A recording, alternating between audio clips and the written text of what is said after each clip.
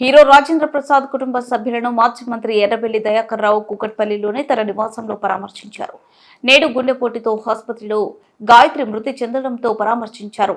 చంద్రబాబు హయాంలో తెలుగుదేశం పార్టీలో ఉన్నప్పుడు ఎంతో క్రియాశీలకంగా వీరి కుటుంబం ఉండేదని ఆయన అన్నారు. చిన్న వయసులో గాయత్రి చనిపోవడం ఎంతో బాధాకరమైన విషయమని, వారి కుటుంబానికి ప్రగాఢ సానుభూతిని తెలపగలిగారు.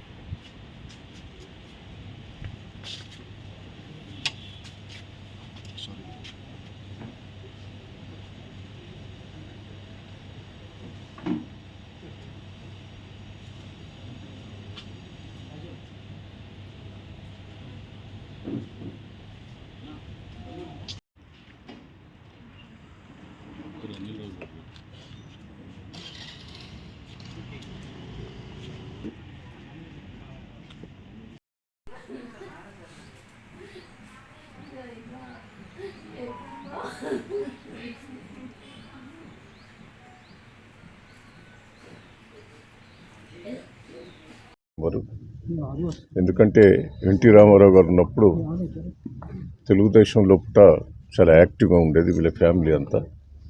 దాంతో నాకు బాగా చనువు. కానీ ఆయనే బోలా మనిషి. ఆయన బిడ్డ పాపం చిన్న ఏజ్లోనే చనిపోయింది. మనవరాలు కూడా మంచి యాక్టరు, సినీ ఫీల్డ్కి ఎంతో సేవ చేశాడు. ఎవరికైనా ఏదైనా కష్టం వచ్చినా నేనుండి ఉన్నా అనే ధోరణి రాజేంద్ర ప్రసాద్ గుణం. వారి కుటుంబంలో అమ్మాయి చనిపోవటం చాలా బాధాకరం.